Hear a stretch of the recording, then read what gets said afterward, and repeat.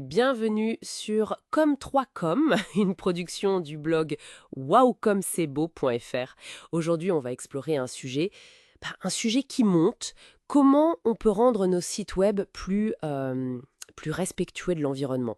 On entend parler d'éco-responsabilité un peu partout, mais bon, concrètement, pour un site internet, ça veut dire quoi? Et pourquoi les entreprises s'y mettent? Oui, c'est une démarche qui prend de l'ampleur, c'est vrai. Alors, il y a les raisons environnementales, bien sûr, elles sont assez claires, mais il y a aussi des implications pour l'image, pour la stratégie même d'une entreprise. C'est plus large. Ok, alors on va creuser ça. Pourquoi se soucier de l'impact d'un site web? Franchement, ça semble tellement immatériel, non? Un site, c'est virtuel. Ben, pas tout à fait. C'est vrai que ça paraît virtuel, mais le secteur numérique, il a une empreinte carbone bien réelle. Une étude de Greenpeace, il y a quelque temps, avait montré qu'il pourrait être responsable d'environ 2% des émissions mondiales de gaz à effet de serre. 2%? Ah oui, quand même.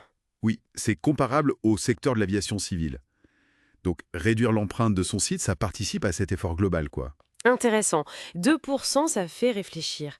Et au-delà de l'aspect purement environnemental, qu'est-ce qu'il y a d'autre? Plus attentif à ces questions. Un site qui est éco-conçu, ça montre un engagement concret. Ça peut vraiment renforcer la confiance envers la marque. Et ça peut même s'inscrire dans une démarche pour obtenir un label RSE, vous savez, la responsabilité sociale des entreprises. Ah oui, la RSE. Voilà. Comme le label Lucie, par exemple, qui est mentionné parfois dans les infos qu'on peut trouver sur le sujet. C'est une démarche globale. D'accord, donc c'est aussi une question d'image, de réputation. Bon, alors comment on fait concrètement? C'est quoi les pistes pour créer un site plus vert? Il y a plusieurs leviers, en fait. Souvent, le premier pas, ça concerne l'hébergement. L'hébergement. Oui, choisir un hébergeur qui utilise des énergies renouvelables et qui essaye de minimiser son impact. On parle d'hébergement vert. Ensuite, il y a toute l'optimisation technique. Ça, c'est un gros morceau. C'est-à-dire? Bah, un site performant, il consomme moins de ressources, moins d'énergie, côté serveur et côté utilisateur aussi. Ça passe par un code propre, bien écrit, des images légères, Légère, oui, ça c'est important. voilà.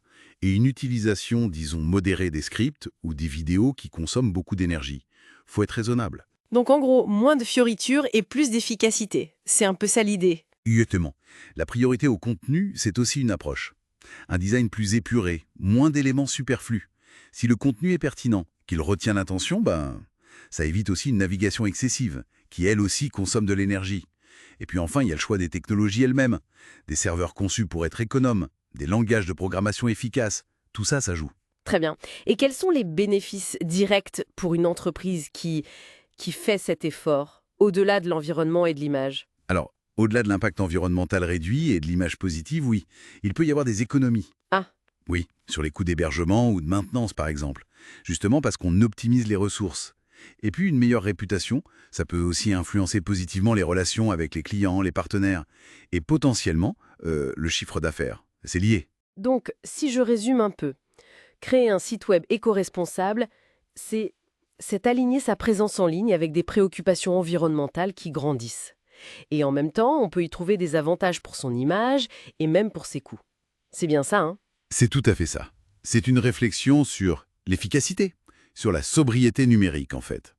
Et ça soulève une question intéressante pour la suite. À mesure que notre vie devient de plus en plus numérique, quelle sera la prochaine étape pour concilier la technologie et le respect de l'environnement, mais à une échelle encore plus grande? Hmm. Une bonne question à méditer. Rendez-vous au prochain épisode.